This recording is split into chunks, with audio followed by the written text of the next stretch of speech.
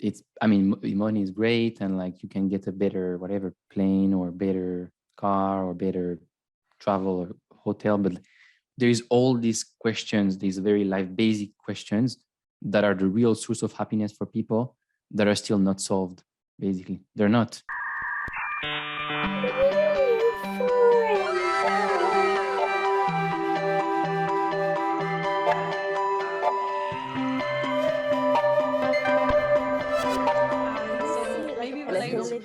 About our current financial situation.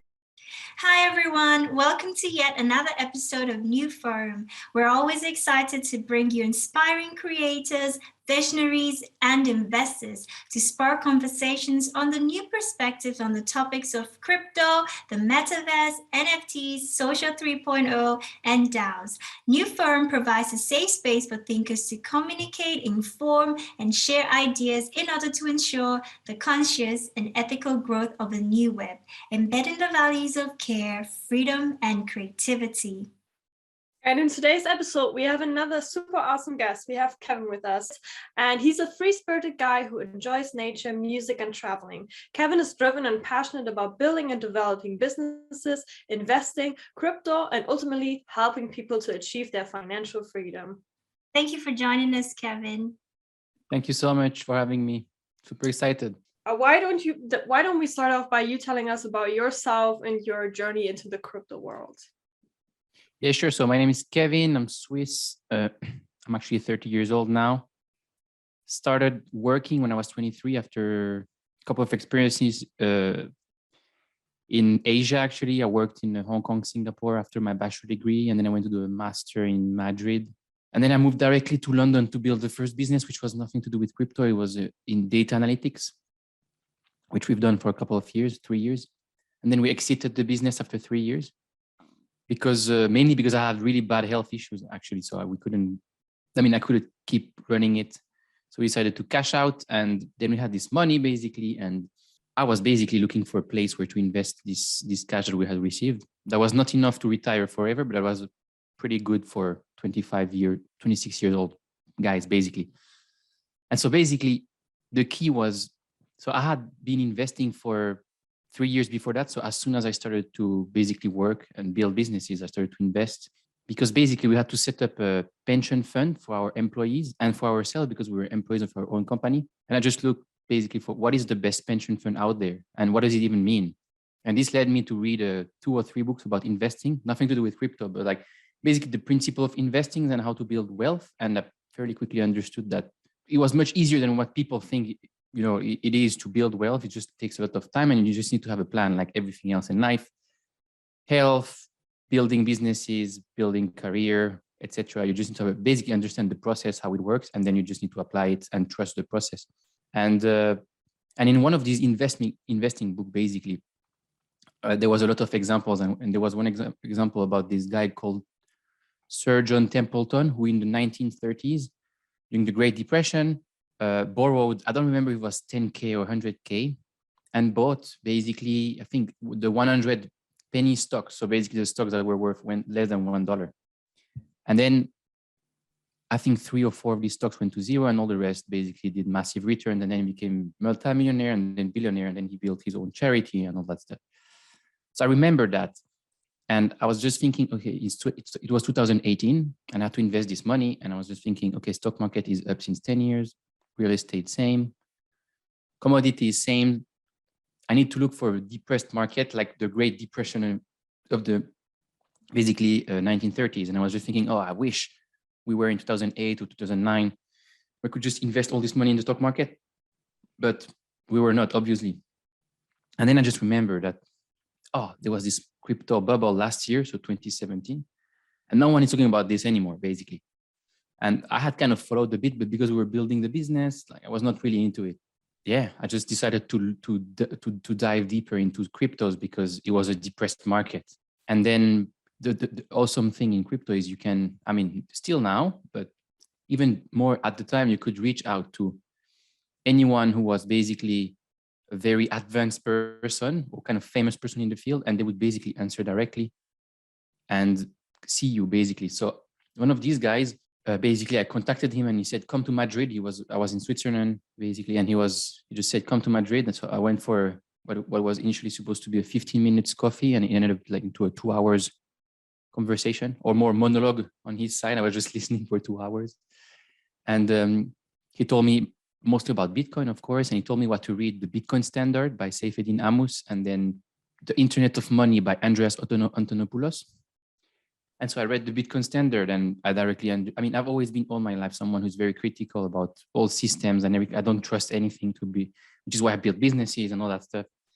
So it made sense directly. Basically, I was like, okay, like maybe no one understands what money is. And I don't know if you read The Bitcoin Standard, but basically if you read this book, it's 80% is not about Bitcoin, it's about money, the evolution of money, and what is a good money and what is a bad money, basically. What is a hard money, sound money, and what is an unsound money.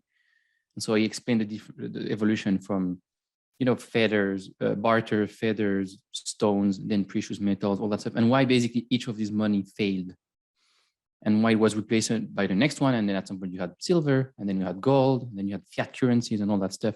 And basically, this was for me like pretty much a no-brainer. And it was basically it explains the reason why Bitcoin is a better money than anything else that we had before, or a better store of value, because now the narrative is much more in terms of store of value.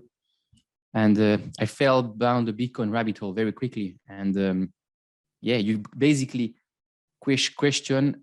Basically you unlearn all what you learned at university, which are all based on monetary policy, based on Milton Friedman and all that stuff. And it's by Austrian economics, basically, which is something completely new. Not new, but new for, I'd say, academics, which I was one. And I love the concept. And the only thing is, because I'm pretty open-minded. I was like, okay, what is this Ethereum thing and the other things? And then basically you go a bit.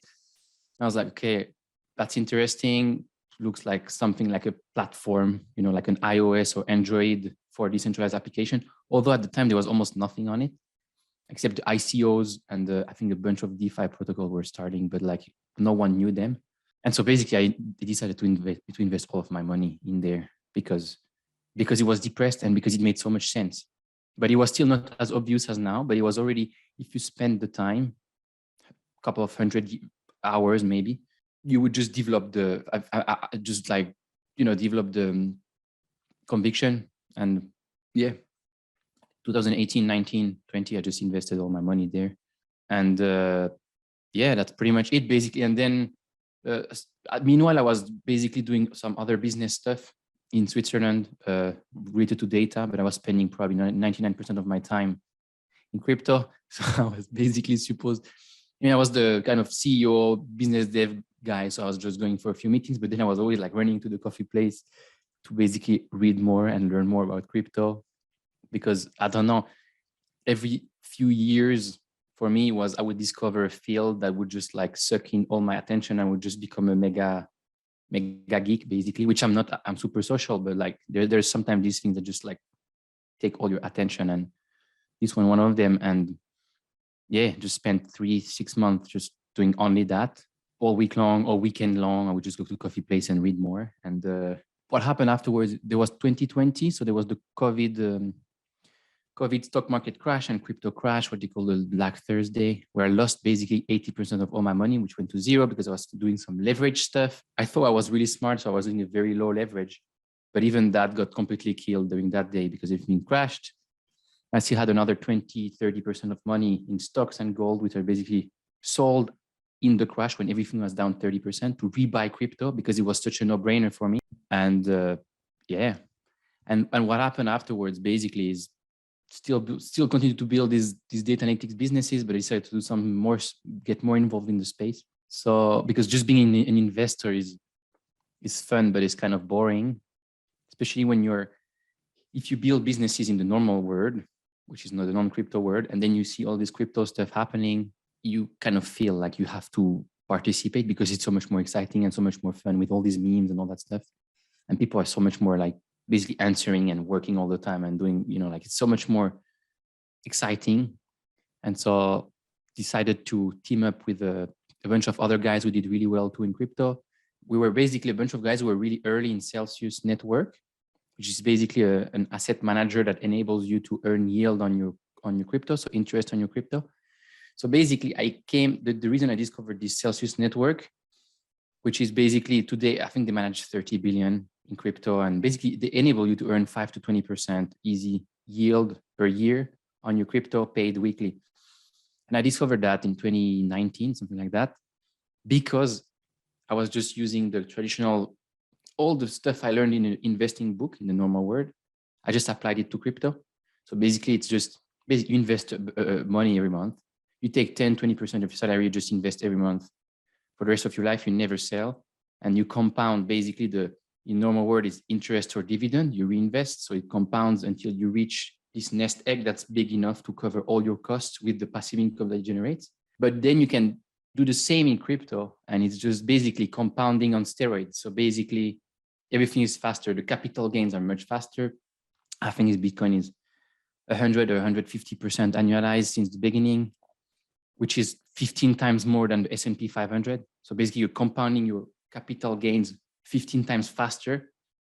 If you can manage the volatility and stomach the volatility, you're compounding your capital gains and your wealth 15 times faster than with the S&P 500, which is a traditional way to invest and build wealth. And then if you go into Ethereum, it's even more volatile. So basically it's even more crazy, but you can compound even faster. And then on the top, you have this yield. So Bitcoin, you can earn easily 5 to 12%, which itself compounds also at 150% annualized. Maybe in the future, it's going to be only 50%, but it's still 5 times better than S&P 500. And basically, it's just the entire principle was, okay, if I just invest my money in the stock market and I invest, let's say, $300 or $400 a month for 30 years, I'm going to be a millionaire. Mathematically, it's impossible not to be, because that's how it works. Basically, you just do a compound interest at $400 a month at 8 to 10% per year. And then after 30 years, you have like 1.5 or 2 million, which people don't even realize. But if they start early, when they're 20 or 25, they can basically not even rely on their, pension fund of the company or government, whatever pension. They can do it on their own, and they don't have to wait until they're 65 or 70 or maybe 80 in the future to retire. And now basically you're applying the same principle into crypto. And instead of 30 years with $300 a month or 400, they need 5 or 10. And when you understand, it's just compounding on steroids. So if you understand that, because you understand that crypto basically is this thing called Web3, it's basically the future of the internet. So basically we had Web 1 in 1990s, which was basically reading data from and information from a computer. And then you have Web 2, where you could not only read, but you could also write information. So with the blogging age and, social media, so everybody becomes a content creator or journalist. But the problem is like these content creators, and this is just like social media, but then you can apply to a lot of other fields. So the content creators, basically, they build these audiences, but they don't own anything because it's all owned by the big platforms, Facebook, YouTube, etc., which can basically ban you easily if you don't follow the political agenda or if you're just too outspoken, etc. And if you're being banned, you just lost everything forever, And now with Web3, basically it's read, write, but also own. So you own everything you're building, you own your audience, you own your data, and you can take your audience to another platform if you think it's just better. And it's, like, for example, the problem now is these big companies, they're basically on the stock market, they need to generate profit for the shareholders. So basically their agenda is kind of against the influencers or the people who help build the platform, because Facebook or Meta needs to make money for the shareholders. So they will change their algorithm, which is what's happening now, in order to make people promote their posts, it's all that stuff to make more money, So basically, when you understand like Web3 is basically removing the toll collector or the middleman. So it's taking Bitcoin principle of sending money from one place to another without banking system, without third party, but then you apply it to any other company. So art, music, film industry, everything basically.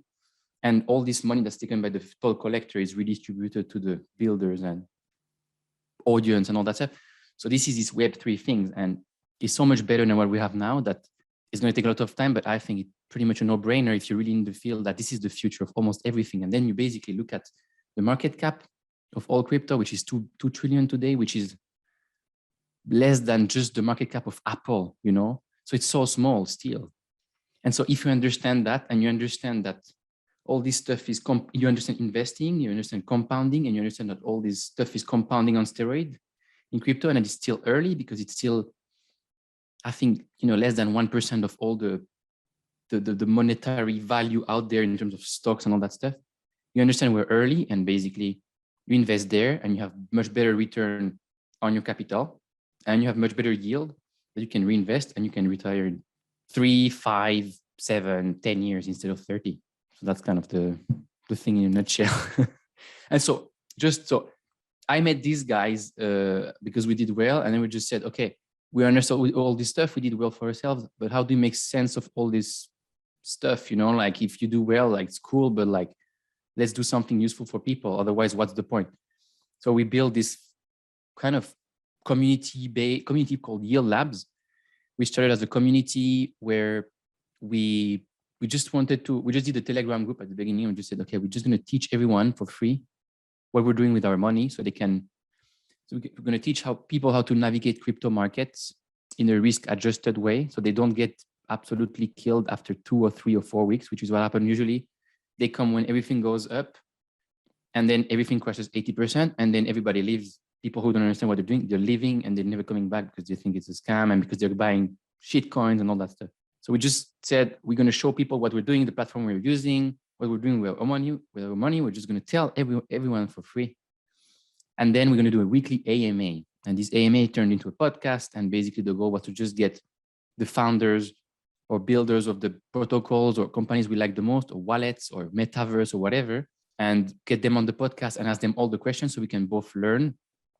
And at the same time, know if it's a good thing to use the platform or the wallet as a user, and also if it's a potentially sound investment, because in crypto you can have a super nice product, but if the tokenomics are not good, or the entire thing there's not a good community, etc., it might not be a good investment.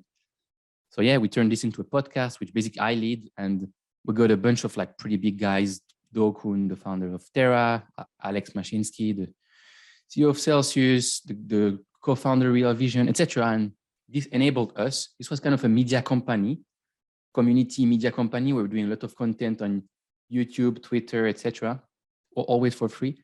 And then all these protocols, they started to basically ask us if we wanted some allocations in their project. And with that, we kind of became also a kind of a venture capital, or like whatever, we do early deals. And so now we do a mix between basically early deals and always a lot of education, both podcasts, YouTube, video explanations, and all that stuff. And we have this Telegram group where people can ask their question. We have some moderators, they're going to answer any kind of question. And we just tell people what we're doing, basically. And we're going to do this for the next 10 years. And people who are there with us probably going to make it, basically, if they're patient and they understand the game. So that's in a very long nutshell.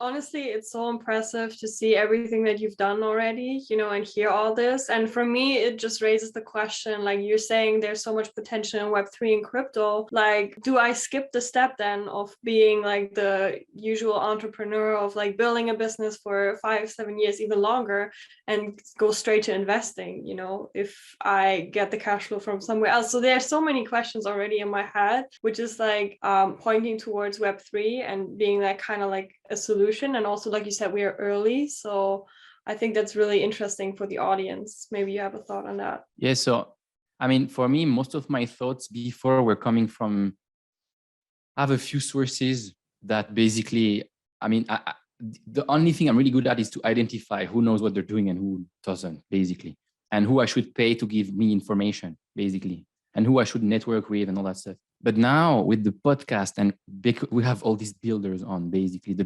biggest ones. Yeah, I just learn everything from there, basically. Like for example, like how much time it takes.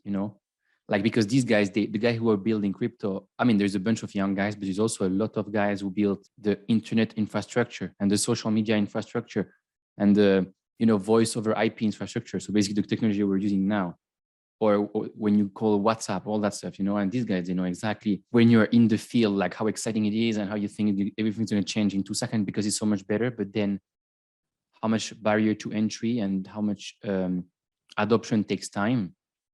And the key takeaway is going to take much more time than what people think, which means that it's frustrating, but also like there's a lot of potential still to make great return when you invest, because a lot of people are still not there, even more so now in crypto, because crypto is linked to money. And, you know, it's not like internet basically or social media where you try some new platforms and, you know, it might work or not. But like here, basically you're playing with your money and like you can lose it very easily. You can get hacked. You can just send it to the wrong address and you cannot get it back. So, and just going from fiat currency, so dollar, Swiss franc, euro, to crypto is still so complicated. And you still get screwed by all these fees and spreads and all that stuff. And so that's a big problem on one hand. But on the other hand, it's a massive opportunity, because if you understand what's going on, you can basically, you know, benefit from all this insane stuff happening. And yeah, amazing yield. You know, you can earn 20% on your dollars. You can earn 5-10% on your Bitcoin or ETH, or even more so if you use some more advanced protocols, a bit more risky. And so, yeah, it's super exciting, and it's still super, like, we don't really know where it's going, which is also really exciting to watch. And I just remember when I was investing, I was just always, when I started investing before crypto, I was just thinking, I wish we were in the early 90s, like when the internet started, you know, like, because that was the moment to invest. And now basically we're there with crypto, except it's going to probably happen at another scale. And so, yeah, it took 30 years for internet to reach mass adoption. And I think there's still only like half of the people on the planet who are basically connected to the internet. I mean, I don't know the exact numbers, but it's something like that. So even after 30 years, see the adoption. And imagine now with crypto and something that's related to money, which is very sensitive to people, how much time is going to take. As I'm listening to your story, you're such a risk taker, and I think that's like quite fabulous. And with all these things, you have to be willing to take a risk, you know, and there's a chance that you could fail, and then there's a chance that you could win. And I think that I really admire that. And I follow you on your social platforms, and you know, you seem to live a really amazing life, you know, and you're always in the nature and traveling, and you talk about this giving people the freedom, you know, to be able to experience that. And I think when you look at stuff on the social platforms, it kind of gives you this, like, it's like almost a like, not necessarily shallow, I don't know the right word to use, but you talking about your story and me looking at your sort of like your photos and what you put on your social media, it kind of like ties it so strongly, you know, because sometimes you look at something and you can just make your own assumptions, right? But then you don't realize that somebody really did put in the hard work. It didn't just happen overnight. Listening to your story and realizing that you really put in the work, you did so much to get to this point, and you're giving back to your community. And I wanted to ask, like, what kind of people do you have in your community? Because it's really hard to sort of, you know, when people are in their comfort zone and they're used to things, it's really hard to get them to understand new things, like with this crypto, blockchain, and all of these amazing things happening with Web3, but people are still skeptical. So kind of like, how do you, like, what's your approach in talking to them, and what's your community made up of? Like, do you have just financial kind of people? Are there creators? Like, what's the mix? The big problem in crypto is very intimidating. And it was even for me. And I built like, I don't know, 4 businesses before, and they were based in data analytics. I'm not a super technical person, so I was never the guy who was doing all the code and all that stuff. But I understood business and technology and how to put stuff together and how to find the right people. So it was fairly technical, but even for me, I was like, I can be an investor in crypto, but I'm never going to be a builder, because it's too complicated, it's too intimidating. But I didn't even try to understand, you know. And then basically you use it and you try it. That's the key thing in crypto. You just need to use it, you know, to download a wallet and then do a transaction, send some money to someone who, whatever, is in another country. The other day I sent a giveaway to someone in Venezuela, which basically would be absolutely, if it was $200 I think, in Bitcoin, like, the guys from Venezuela, they found my account, like, they just started to go a bit crazy, and like, and then one of them won the giveaway, and I was just thinking like, I can send, it sounds so stupid or so simple for someone from a developed country, but this is something you can't do with a bank. I can't send any money to Venezuela. It's impossible, or it's going to take weeks, or everything's going to get stuck because, and Bitcoin takes 10 minutes, you know? And so you need to try the thing yourself, and you need to really open your mind on what kind of, it's not because you're in Switzerland or in Singapore where I live, or in Germany, whatever, that the other people have the same life as you. And the more open you are to this, you know, for example, even now you think about Ukraine or Russia, people who are not able to withdraw more than $20 per day and all that stuff. Like this is happening more and more in like normal first world countries. So basically it's kind of like a bull case for crypto. But anyway, you need to think, you need to try for yourself, and then not only try, but you also need to think, you know, we're 8 billion people on the planet, basically. What do other people need, and what kind of problem do they have? And this is solving basically just Bitcoin being able to send some money from anyone to anyone from anywhere, you know, 24/7 without third party and all that stuff. This is something huge. So you have Twitter, we have like 30 something thousand followers, and we have YouTube where we basically do videos, we explain everything, but people need to go and look for it. So I was just thinking, like, I'm just going to do an Instagram. Instagram is absolutely not really made for crypto, but where I'm like going to show like kind of more normal person or guy. And I'm going to try to explain things very easily. And people see it's a normal guy who is doing that. And then the goal is to kind of like direct people who are more interested towards our Twitter or our YouTube, where all the stuff is happening. So the kind of people who are basically in the community, I think it's pretty much everything. There's people who have quite some money already. There's people who are just starting. There's guys, there's girls. Always, of course, not enough ladies, but I think it's getting better, especially since this NFT explosion where people can kind of, artists and people in the music industry and, you know, photographers and all that stuff, they can more relate. It's still very abstract, but they can more relate what's the kind of potential. And so, yeah, we have pretty much all kind of community. And like maybe a last comment based on what you see on Instagram, and like basically, I mean, what I'm posting now is actually my real life, which is like really cool. But like for 6 years, something like that, I just worked all the time. I had no life, basically. I had no social life. First year of my first business, we were earning nothing every month. Second year, I was earning 5, 6, 7 times less than my friends who went for like safe jobs. But I just knew I had to do that. I felt like doing it, and failed a couple of businesses, absolutely destroyed my physical and mental health. Yeah. And then made a lot, lost a lot, almost lost everything once.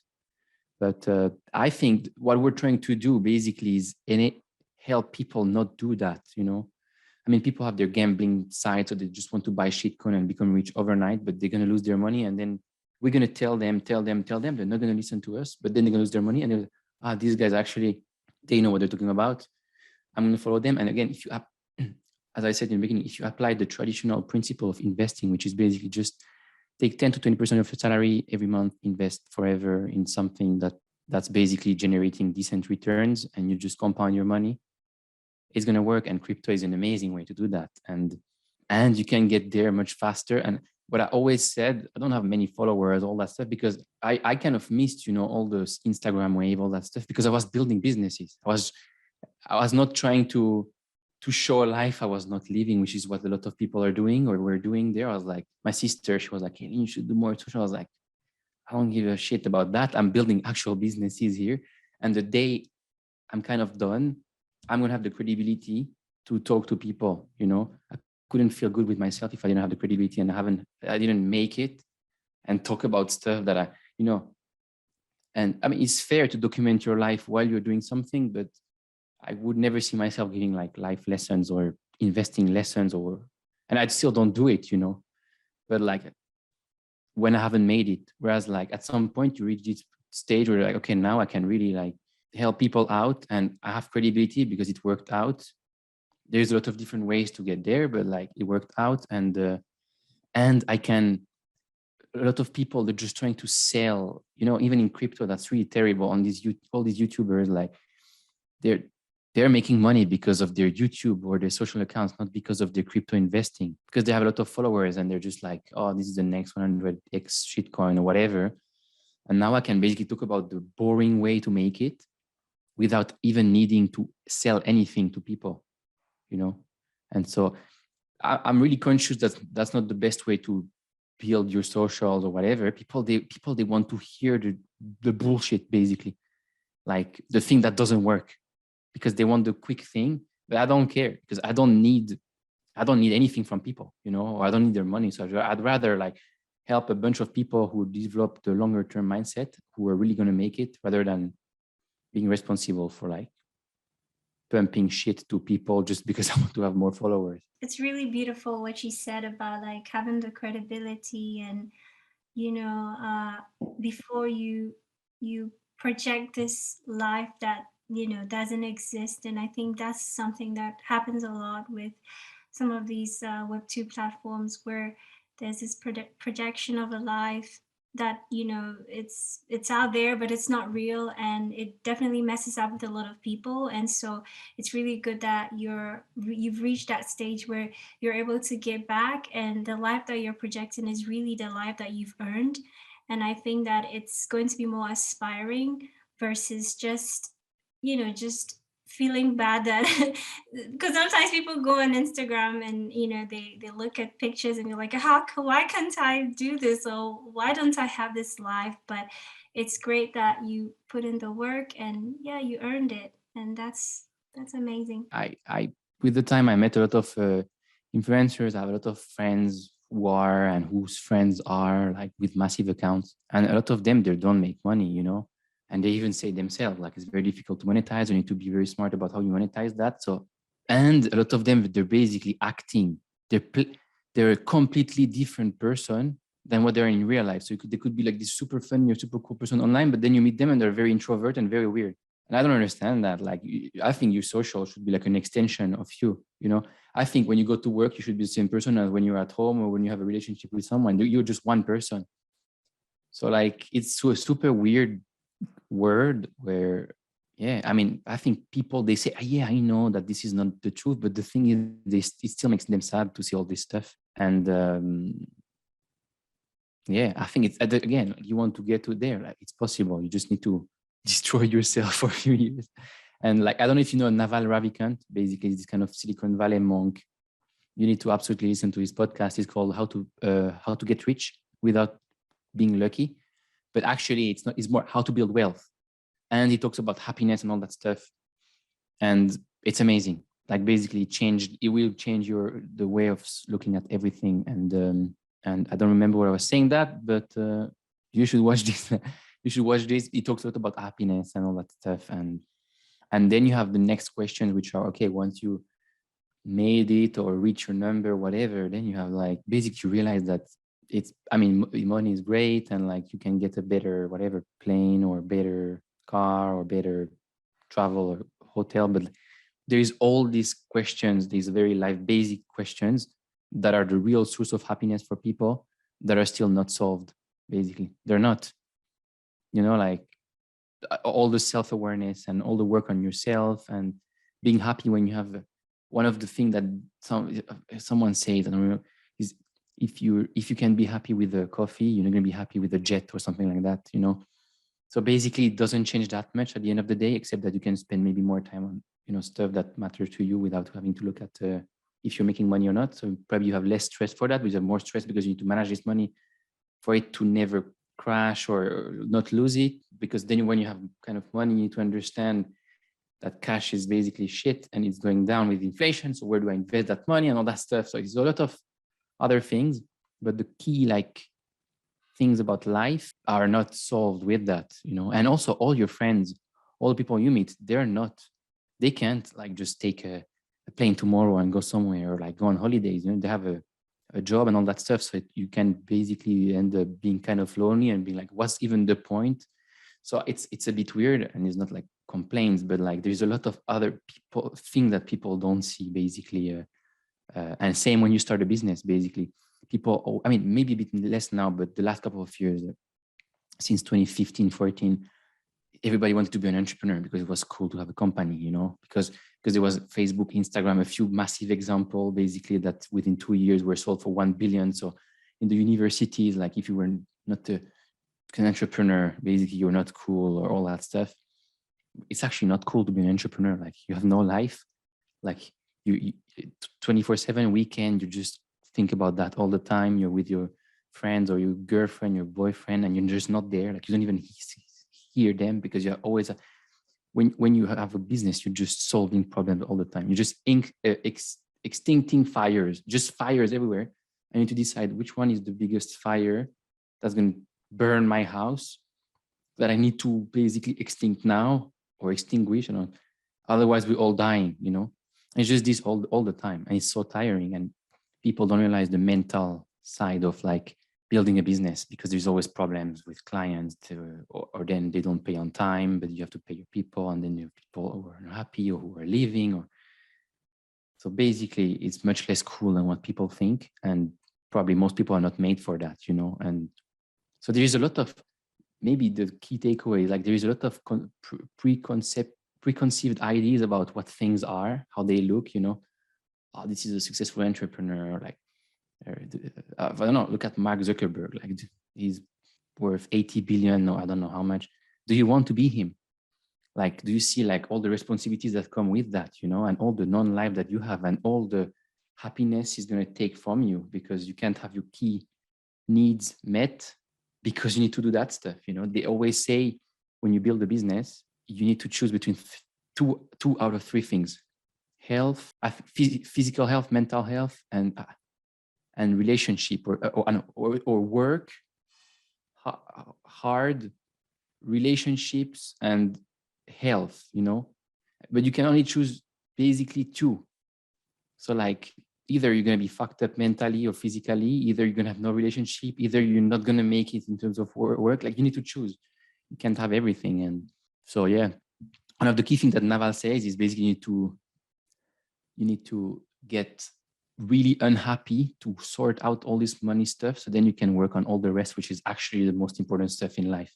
You need to stop me sometime because I'm just gonna develop No, forever. I mean, honestly, like this is so great. You summed it up like basically so well, because we're living, like I grew up with Web2 platforms. I grew up with Instagram and all these other things, and now you see like 19-year-old people making like 50K with one NFT, and you're just sitting there like, what is going on? Or like even all these stories of entrepreneurs, and everyone is super successful. Everyone just makes it, is either modeling, or everyone just makes it, and they're all making money. And you question yourself, like, is that really all that is going on behind the scene? You summed it up very well. And also I see this within our team, how hard like our CEO works. Like I was saying the other day to the girls, like I admired so much what he does. Like it's so crazy. His schedule is crazy. And I'm like, I don't know if I can, like you say, sacrifice all of these other things for being like on top of the game. And then I'm there and it's like,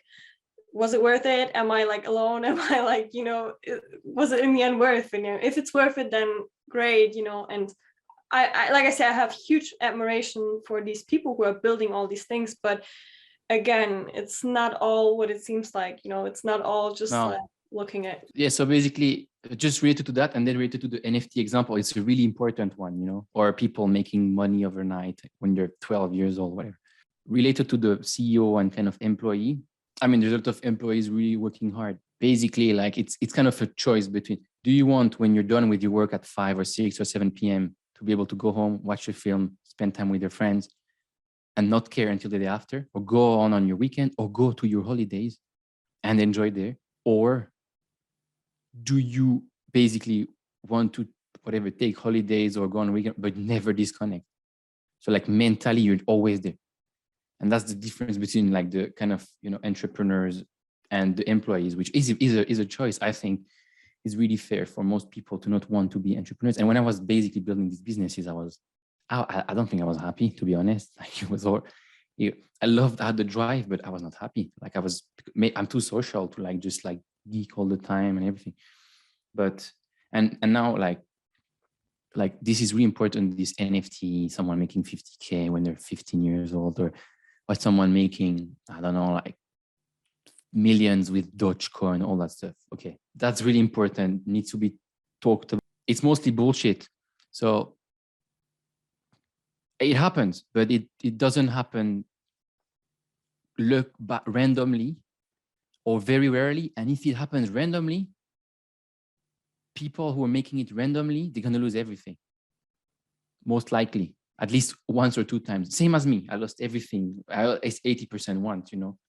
So 80% of my money went to zero. And it was quite a lot at the time. And I spent a couple of days in my bed sleeping, depressed.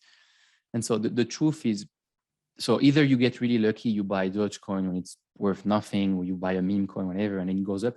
But first, like, you're going to sell. You're not going to keep it. Or you're going to keep it until it's going massively up, which I've done too with some random meme coins. But then it's going to go back down and you're not going to have sold, you know. So you were millionaires on paper, or you made a lot of money on paper, but you actually never cashed out. Second, you might say, okay, I have a lot, but if you actually cash out, there is not enough liquidity to basically cash out without making the price crash. And then the key thing is basically, if you're really lucky once, it's like casino, you know. You're lucky once, awesome, but then you're going to think you're Superman, you know, or Superwoman. And then you're going to replay it and you're going to lose it all, you know. And that's what happens. And then people who make it, I think, is people who basically make it and lose it kind of a couple of times until they understand, like, either how to take less risk, or either they just like understand how to manage all this stress of like this madness, and then they understand patterns, and then they see the pattern happening. You know, for example, you had the DeFi summer in 2020, and then people really understood the DeFi summer, which was buying food coins, a bunch of coins that were basically food tokens. Then kind of similar stuff happened in NFTs, but completely different. But it's like people who understood the patterns probably made a lot, lost a lot, because people always talk about what they make, you know, what they made. And the newspapers, they're only going to look at this guy who made a couple of million or 1 million or whatever. But they're not going to look at even if it was paper money, if, you know, on paper, but if he actually cashed out, if what he did after with this money. It's just like a one snapshot in time for a great story. And like people read that and they feel like shit because they're like, oh, I'm doing all that stuff. I'm just like so stupid. I don't understand anything. Like, how come, you know, this random guy or girl like just made so much money? Like, and it might happen. I don't know, probably a bunch of guys like made a lot of money with NFTs, you know, and young people. But most likely it was not luck. Like they understood the pattern based on stuff that they've already done before, where they probably failed a lot. Same, I mean, it's the same with everyone. Like I think Zuckerberg, like before building Facebook, he built another bunch of companies, but people were just looking at Facebook and he failed the other ones before. And it's just the same over and over again. And it's impossible to make it into anything just in one shot. You're just going to fail all the time. The thing is, they say success is basically failing over and over without loss of enthusiasm. That's it, basically. You're just getting punched in your face and you just continue. That's it. And you learn a bit more, and then you basically compound your knowledge a bit more, and then you do, and then you see new patterns, and there's opportunities everywhere, you know, and new patterns, and then you take the risk because you started to really understand the system or whatever the thing you're trying to do. But the reach overnight, like, doesn't happen. Like I don't believe in it. Or you just lose it all, you know. It doesn't happen. And anyone who really like built something in normal world or in crypto, they're just going to tell you the same. It doesn't happen. Like all these guys who made it massively big, now most of them, they were there in 2016, 17. They got absolutely destroyed in 2018. And they stayed for 3 years of crypto winter where all their money was down 99%. But they stayed because they they're kind of whatever entrepreneur, or like they had this, they understood that there was something going on, and they just stayed. And a lot of people, you know, left forever because they got destroyed or committed suicide, all that stuff, you know, like it really happens, that stuff. And so it's just that. It's like, how many times can you get punched in your face and just continue? And yeah, that's it. And at some point, like, you'll make it. That's it.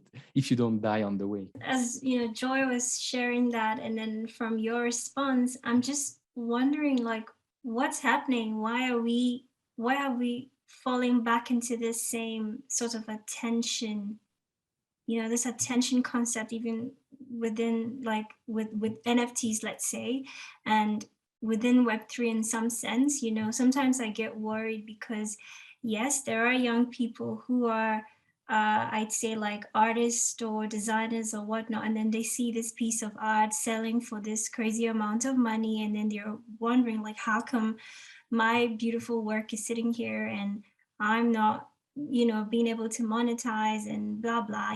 So I'm just wondering, like, why is there this hype over NFTs? Like, what caused it? What happened? And how can we be more realistic about things? I mean, I don't know about the what exactly you mean by attention. That might be like psychology of humans and all that stuff, but like the hype is very easy. Like, it's the same as what happened with the ICOs in 2017.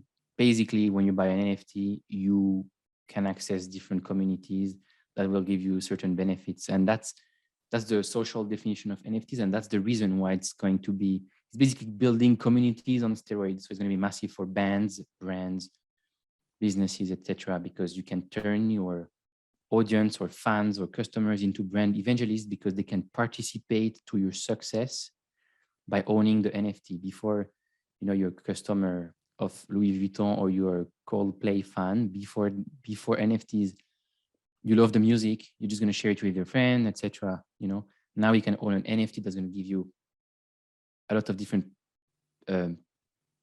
benefits. I don't know, you can earn 10-20% of the yearly profit made by Coldplay, for example. So it's kind of like owning a stock, Coldplay stock, that gives you dividend, but you can also maybe have some utility benefits where you can go, because you have this NFT, to all the Coldplay concert in VIP, or you can go once a year having a dinner with Chris Martin, who's the lead singer of Coldplay, and so on and so forth. Like, basically any company or artist or band or brand can create NFTs, kind of give them out for free, and then give a lot of utilities to these NFTs and build an economy around their community, and actually hand out a lot of free value to their community, because then the more the more utility, the more it's going to be seen as valuable, for at least for the member of the community, the more it's going to have like a monetary value that you can either use the NFT for their benefits, either you can resell it.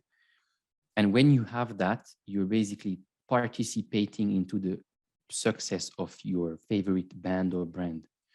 And you can also basically, with NFTs, invest very early on. There's a new band built by your friend or someone or you don't know, want to do a film, for example, and they need funds, but they can't go to one of these big production, movie production company, because they don't care about them.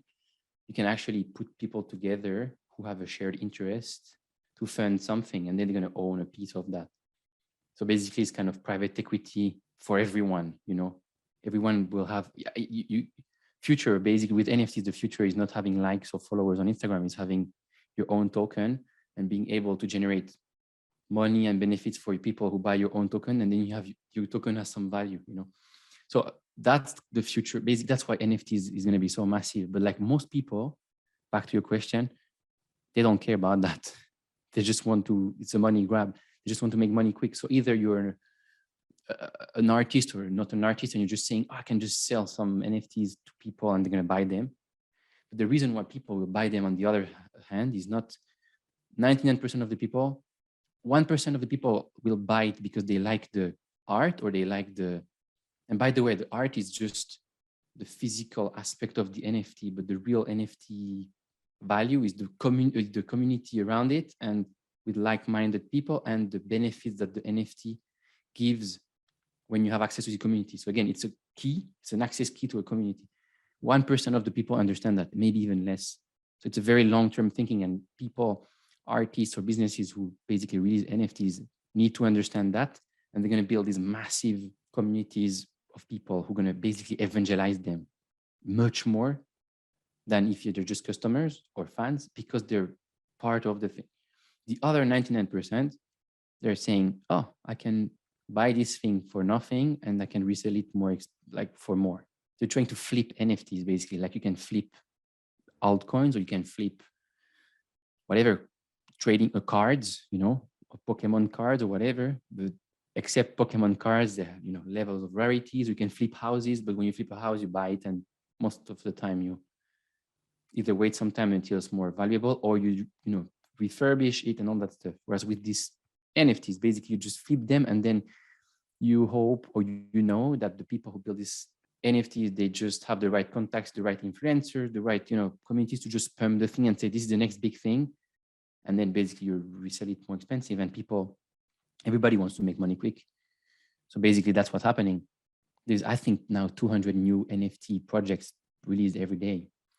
So like at some point you have, and it's already kind of happening. In the beginning, you had much more demand than supply, but at some point with 200 new NFT projects per day, you have much more supply than demand. So the prices just can't basically continue to go up, but people are basically, it's going to be the same over and over again. Happened the same with altcoins in 2017, and now it's happening the same with NFTs, and there's going to be something else in the future where people think they can make money quick. And again, it's going to be fed. It's going to be fed by the newspaper. Going to say, oh, this guy made millions with NFTs, etc. But they're not going to talk about the other millions that they lost doing NFTs, or even maybe I made $1 million in NFTs, but maybe I lost 1.5. But I'm just going to talk about what I made, So like, that's why there is this basically is a money grab, and is a way to make money quick. But like in everything, people think they're smarter than the others. Everybody thinks they're higher than the average, but they're not. And you need to be an amazingly good trader to make money in NFTs. Like most people lost much more money than what they made. But then the other problem is like people, we're all the same. People just remember the positive, or they kind of like, bury the negative. So even someone who kind of lost money, they're not going to keep track of everything they made, profit, lost, all that stuff. She's going to say, loss, I'm kind of going to forget them. And on average, they're probably going to be negative or barely break even, or maybe massively negative, but they're going to forget about it because they don't want to see the truth. And they're going to tell their friends, I made money there, blah, blah, blah. And it's hypes, but most people lose money, probably 99% or more lose money, the same as when you do trading. If you try to trade crypto, or if you try to trade stocks, you're actually trading against these massive companies that have 50 PhDs in mathematics, who we're using algorithm. They have billions, they manage billions, they have like infrastructure. It's impossible to beat them. So if you're a retail trader, so anyone, you, me, try to trade the market, you try to buy Bitcoin low, sell high, etc., you're going to get destroyed by these firms who take all your money. But people, the problem is people that have their ego, and like ego has no place in investing or in any of this stuff. But you need to lose money probably to understand. That's how we learn. The thing is, like you just mentioned, that there's a problem that if you're a single investor, that you cannot compete against the market, basically. And the same thing is happening, you said in crypto. So can like DAOs prevent this? Like what do you think are the role of DAOs within Web3? And also another question I have is, how do you stay on top of everything? Because there's this flux of information, there's so much information. How do you really filter the most important projects, and how do you stay on top of what is kind of important? I don't, and even the last few months, I just don't really know what's happening. I was in Bali for 3 months. I was just like chilling. But the lesson there is like, the more you're chill and kind of not really involved in the day-to-day noise, the better you are, the better you're going to perform. Because you're just doing nothing. You're just holding your coins and you're just doing nothing. A lot of guys in crypto will tell you, people who are just hodling, the meme, are idiots. But if you look at anyone on a period of 5 or 10 years who just held the coins or who traded the market, like 99.999% of people who had just held made not only better, but much, much, much better than the guys or girls who are trying to trade, like literally. And it's the same in stock market, and it's the same since hundreds of years. But like, for some reason, a lot of people still don't want to acknowledge that. So you just don't, like, you pick up probably the niches that you like the most. Or if you have a business and you want to invest in everything, you need to pick people who are going to be specialists in different fields. I'm much more interested by kind of the macro thesis, and then trying to find some good mid to long-term investments and then seeing if I'm right or wrong, basically. So it's a bit more boring, but it's actually what works the best and provides you with the best returns, which comes also with a lot of volatility. The other question was DAOs. So you said if you're a single investor, you're not going to do. So investors are people who don't sell, and people who don't sell will do good. But they need to have a 5 to 10 years view. Single traders, people who try to buy and sell all the time, are not going to do good in the long term. It's impossible, because I think one of the statistics, crypto or even stocks, if you want to outperform the market, which is basically market, is the performance in stocks is, for example, if I buy the S&P 500, which is the index of the 500 largest market cap of the US, this is the market. So I can buy just that. I'm going to do 8 to 10% per year return. If I want to beat that, I need to buy and sell and buy and sell and buy and sell. And I need to be right, I think, more than 75% of the time. Every time I buy and sell, I need to be right. 75% is impossible. It's absolutely impossible. So for normal people. Can, for example, if there's creators or a group of people who are interested in the same thing, can they now come together and say, we're building like a DAO, we're building somewhat of a group and invest together or invest in a pool or something like that? Do you think that is going to be something, or do you think that doesn't have any future? It has a massive future. And actually, some say that 2020 was DeFi year, 2021 was NFT year, 2022 might be DAO's year. I don't know if it's what's going to happen, because usually what people expect doesn't happen. But just it's very linked to this NFT thing, you know, before these social and community tokens, where basically people can gather around the cause or subject that they like, not necessarily just to make money, but just to support it and invest together or build together. And it's basically a completely decentralized way of doing things, which, I mean, probably with the DAOs is very early, and so DAOs, decentralized autonomous organizations. You have a bunch of people who just team up together to do stuff, whatever it is, and invest capital together and build stuff together. I think one of the main issues is it sounds amazing, and probably it's going to be really great in one way or another. And I was just talking the other day with my family about Wimbledon and tennis tournaments and golf. There's this golf player who basically was super pissed because I think he wanted to get some footage of him at the Masters or something, but he couldn't get them because the golf association just said, oh no, this is going to be 1 million if you want it, you know. Like directly I was thinking, oh, NFTs, like basically, how do you basically turn all the business model around so you don't have this basically toll collector or third party anymore, you know, the FIFA that organize the World Cup and all that stuff. And instead of that, you have people who just gather around the cause, building a new golf tournament or a new tennis tournament that can actually become much bigger than Wimbledon because the entire business model is made different. You know, if people can invest together in this new tournament, they're going to promote it like crazy because they have a chunk in there. But then if the tennis players or golf players can actually NFT whatever moment of this tournament they did, I don't know, imagine it's a Djokovic Nadal or Federer Nadal that do the final, and then the final point of the final, they can actually NFT it and sell it to a fan that's going to be willing to pay a lot of money for it.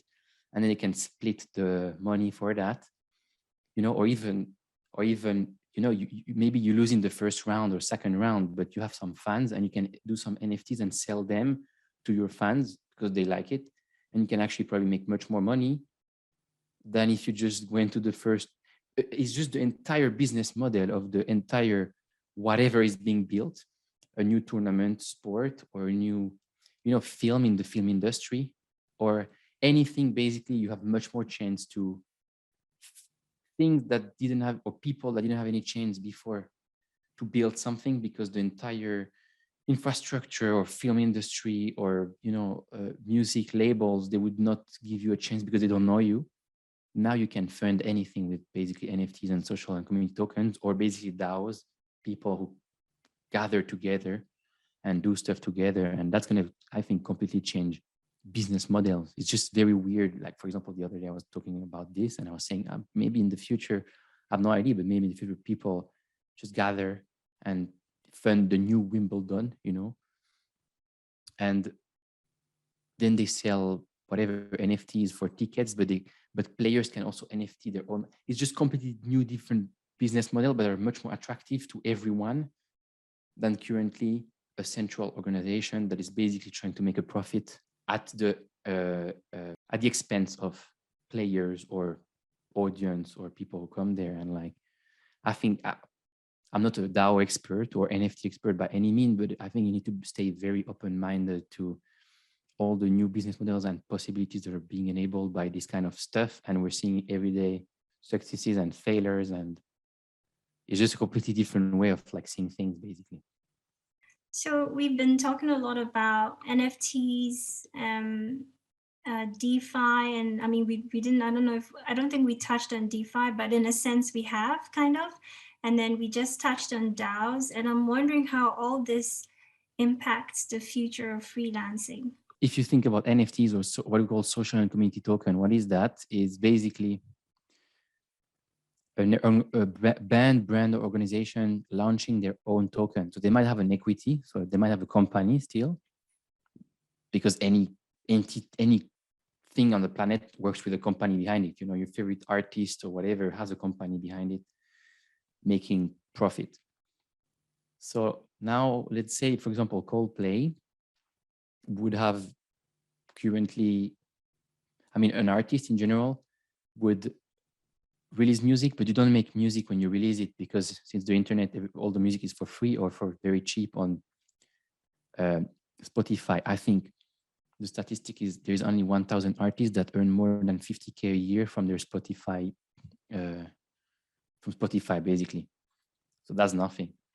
And so today, artists, I think, at least in the music industry, I think it's 80 to 88% of the money they generate is not for them. It's going to all the toll collectors and third parties and concert organizers and labels and all that stuff. So it's probably very inefficient, same as banks today, like they take a lot of fees for everything. So one way that this stuff could be probably improved with social tokens would be community and social tokens would be, I'm Coldplay, I'm launching a Coldplay token, and I know I have a massive community of fans who have a lot of different skills. So I might have in my community some people who are DJs, some people who are marketers, some people who are artists, some people who are YouTubers, whatever. And I'm launching a new album and I want to promote it, and I'm just going to do some job descriptions where I'm going to say, hey, if you do a remix of this song, or if you do a video every month or whatever, promote us in a way or another, I'm going to give you basically Coldplay tokens. And the Coldplay tokens are going to be, like we said before, they're going to have a utility. So either the more Coldplay token you have, the more, I don't know, you can go to a better tier in the concert, or the more basically part of the profit you get back from Coldplay profit that they generate every year, or whatever utility is given from Coldplay. The value of the NFTs or the social and community tokens, there's no ceiling. The only ceiling is the creativity of the business or the artist in terms of how much utility they give to this token. You can say, hey, help me out with whatever skill you have. Here is the job description, and you're going to be paid in tokens, And so people who have certain skills, today maybe they work for a company that they don't really like, and they work only for one company. In the future, they might just say, hey, I can apply my skills to all my favorite brands and artists. So I can work for Coldplay, but I can also work for Zara or Louis Vuitton or whatever, and I can have 10 different employers who are all going to pay me in their own different tokens I can either use for their benefits and utility, either resell on the market to just pay for my life. Because wherever there's a community large enough and enough utility on these tokens, there is value in them. And so basically, as a person, I can kind of basically, I can just be a freelance and have 10 different employers or 5 different employers, and I can basically diversify my source of income, and I can basically do what I'm the best at. DJ, marketer, I don't know, finance guy, whatever, and do it for my favorite bands or brands. So I'm just going to do a better job. And because it's all token based and all, we live like in an online world, like, and I can do this from anywhere. And that's basically what I think the future of kind of freelancing or the future of work might be. If you listen to like big brains, they all say that in the future, people will not have employers. They're just going to be freelance, working for different companies. And this is like freelancing next level because you do the job that you really love and you're being paid in token, and you have this kind of one wallet where you just gather all these tokens because in crypto and with all these tokens, actually the friction, there's this borderless, like there's no friction anymore, like just like you do the job, you get your token, then you do whatever you want with them. And that's something that's how it could look like in the future. I'm thinking, I grew up here in Germany, and it's we are very much about paperwork and about all these kind of things. So I'm thinking, like, while you speak, I'm just thinking there's going to be a huge change within like these. Certainly there's now two economies, like two different, like as you would describe, like worlds, so I don't know if they're going to play the catch-up game, or they already have regulations in certain countries on crypto and all these things. And I hope that it's going to be a bit smoother in the future for all of us. So it's definitely like a change within the whole economic system. But very exciting for a lot of creators and people who want to do something that they're passionate about. As you're talking about papers, I was just thinking about smart contracts, and now we get to sign contracts via like a code versus paper, and hopefully that'll be adopted and we can do more of that. But Kevin, thank you so much. It's been such an amazing time with you, and I've learned so much from you today. Just hearing your story, your journey, and just how hardworking you are, and you are like a success story when it comes to crypto. And I think a lot of our audience and listeners will be really inspired by your experience, by your story, and the fact that you're transparent. And I like that, you need to work hard, you need to take the risk, and it can be intimidating, but if you put in the work and you're patient, it can work out. So thank you for that. And if you have any like key takeaways, maybe last few words that you want to leave with our audience, that'd be really great. I think based on what you just said, you need to work really hard, blah, blah, blah. Yes and no. I think it really depends what you want and what you need to be happy. And I think the most important thing for most people is doing this self kind of awareness work. Like, I don't know, with you do hypnosis, or you do meditation, or you read books about that, or you see a therapist just to understand better. You try to understand better yourself. And also you're going to learn about yourself when you get more mature. But like the key thing is what everybody's different, and everybody needs something different to be happy. What does being happy mean? Like, you wake up in the morning, you feel great, and you have as few stress as possible, basically, or no stress, because you're just living in the moment, and what do you need for that? And most people, I don't think, is work super hard and make a lot of money and all that stuff. So it's really like not trying to confuse whatever you read everywhere, whatever society tells you is the definition of success, with your own kind of needs to be really happy, but you don't know them. So, and also they're going to change with time because you evolve as a person. So what might make you happy when you're 23, 4, 5, 6 is to work super hard on your career, etc. But then when you're 30, maybe you just want to enjoy more, like, which is what I'm doing now. Like, I'm not working hard at all, like, and I don't want to. And then maybe you have a family, and you probably is something that gives you a lot of happiness, or maybe the most happiness that you can have. Like, you see, you grow children, you're building something real, So I think the most important is not looking at other people's success or whatever, because everyone is different. It's basically trying to understand yourself. What makes you the happiest? Some people are really happy with not much. Some people are really happy to have like a job, that's safe and where they can go every day and make sure they can have like decent money at the end of the month and all that stuff.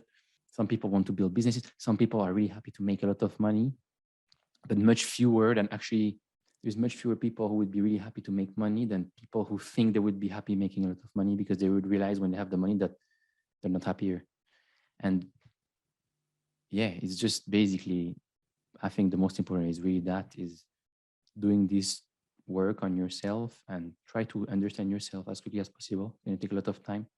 Probably building businesses, taking risk is helping you to grow much faster, because you're getting really punched so hard that you become more chill about everything.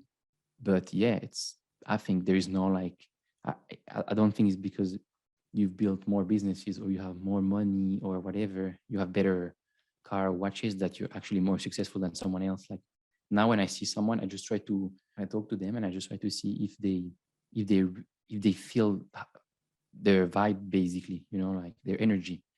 Like if they look like they're content and happy, whatever they're doing, like it means they're doing the right thing for themselves. And this is the most important. A lot of people are chasing things that they think would make them happy, but won't. A lot of people are chasing things that they think will impress other people. I think a lot of people of our age, now less 30 years old, I am 30. You realize that no one gives a shit about you, But when you're in your early 20s, you're insecure and you think that everybody's watching what you're doing, so you need to be successful. You need to build this business. You need to be an entrepreneur. Blah, blah. If you fail, it's going to be a shame. Everybody's going to laugh at you. But no one gives a fuck, because people, they have so many problems in their life to solve that it's a lot already. And it's already too much for a lot of people, like their own life. So they don't care. Like it's more, you just want to find, I think, the people who respond the most to whatever you feel is going to make you the most happy at a certain point in life, and hang out with them. And this is going to change. So it might be partying like crazy at some point. It might be building businesses at another point. It might be chilling at another point. And it might be whatever, traveling at another point. And it might be friends who, you're raising a family and they're also raising a family. And that's like the common thing that you have. And at another point. And if you change a lot, which everybody does, you're probably going to change your friend circle a lot, which is a bit sad sometimes, but that's just what happens. And at the end of the day, the only thing that matters, we all go crazy about everything, like overthink it, is when you wake up in the morning, do you feel great? Not always, because sometimes you sleep like shit, like me last night, but like, do you feel great? And do you feel like chill, And do you feel like you are, probably the most important is like, do you feel like you are resenting or criticizing someone else or thinking bad about someone else when you hang out with them? And if you do, it means yourself, like you're not in a good place.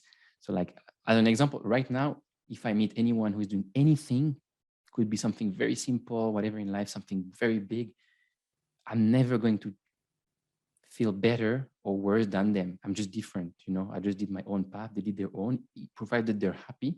I'm just like, that's awesome. Before, I would be like, oh, this guy is, I don't know, just an employee, or he's just a school teacher, whatever. And I would never tell him, I would feel like, like I'm better, And when you're like that, it means that you're not happy. Like basically, you're just projecting your own image and unhappiness towards others, and you're trying to make yourself better by making them smaller. I don't know if you say that like that. And it's all about self-awareness, basically. And if you reach that point where you just chill and you don't care, as long as everybody's happy, I think that's probably a good place to be in. And then you just need to try to continue to stay there. Very wise words, stay true, don't follow the hype, and be aware of yourself. Kevin, where can our audience find you on socials so they can, get in contact with you? Or Yield Labs on Twitter and YouTube. Basically, we help people build financial freedom, reach financial freedom for free. Me on Instagram is crypto.with.kev, because Kevin, crypto with Kev. And yeah, that's it. Just reach out, and looking forward to see if someone wants to improve a bit on certain aspect of their life, mostly financial, basically. They can follow us and participate. We're going to put all his links in the description below. Thank you so much, Kevin. Thank you, Joy. Thank you all for being a part of today's forum. If you want to get more involved in our community, make sure to follow us on our social platforms. You can also join our private Telegram group. We'll put the link in the description as well.